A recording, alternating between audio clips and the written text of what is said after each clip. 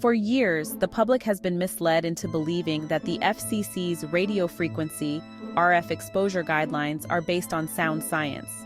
Critics often refer to these standards as outdated, implying that they were once legitimate but have failed to keep up with modern research. However, the truth is far more damning. These guidelines were never legitimate. From the beginning, they were crafted to protect the wireless industry, not public health. A safety standard built on deception. The FCC's RF exposure limits are not just inadequate. They were fraudulent from the start. Unlike genuine public health standards, which evolve based on new research, these limits were designed to ignore and suppress evidence of harm.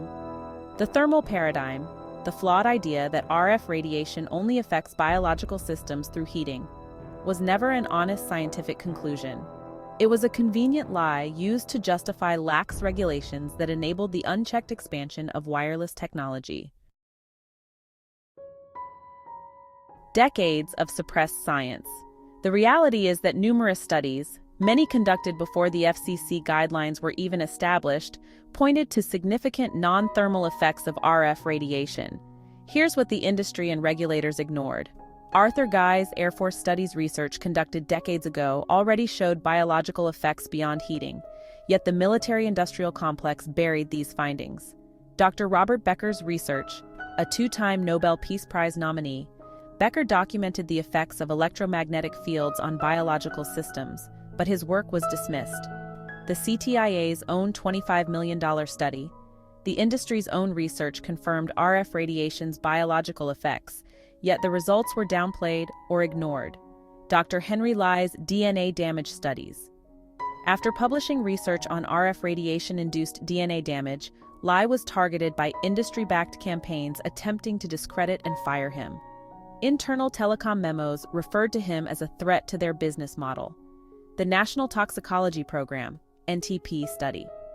This massive government study found clear evidence of cancer from RF exposure. But rather than updating regulations, the program was defunded. The legal cover-up Section 704 of the Telecommunications Act. It is no coincidence that in the same year the FCC's fraudulent safety standards were put in place, 1996, Section 704 of the Telecommunications Act was enacted. This unconstitutional law stripped local governments of the power to reject cell tower placements based on health concerns. It created a perfect storm fake safety standards that allowed unchecked expansion and a legal shield preventing any meaningful challenges. The result? A complete regulatory capture by the wireless industry, ensuring that RF radiation exposure would continue to rise with no oversight and no accountability. The smoking gun, the wargaming memo.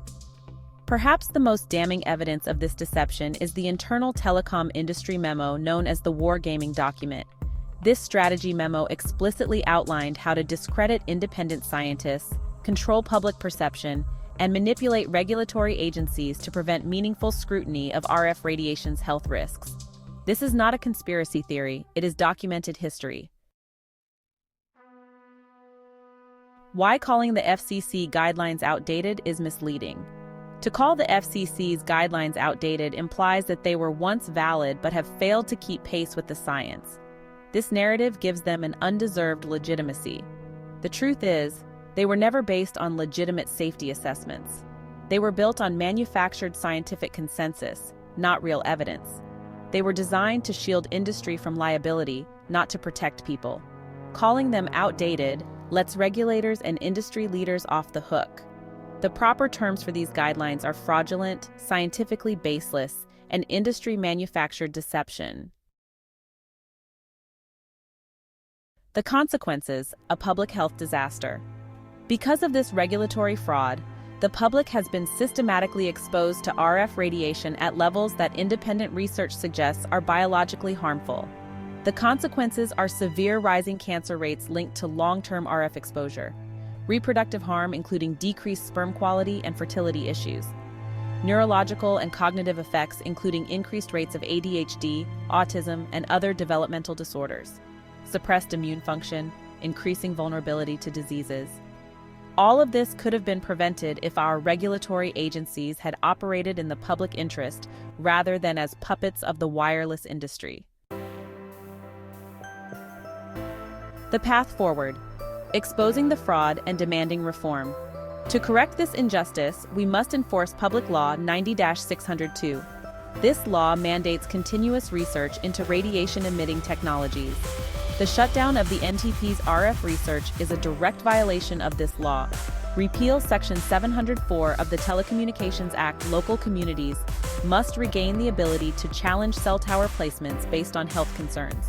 Push for Wi-Fi and space-based broadband. Safer alternatives exist, but the industry suppresses them to protect profits. Hold regulators accountable. Demand that the FCC and FDA overhaul RF safety guidelines based on independent, non-industry-funded research. Final thought: a historic cover-up. This is not just a failure of science. It is an orchestrated cover-up that mirrors past public health scandals, such as the tobacco industry's decades-long suppression of smoking-related cancer risks. If people truly understood the scope of this deception, there would be national outrage. The fight against RF radiation exposure is not just about new technology. It is about restoring scientific integrity, protecting public health, and dismantling a system built on lies.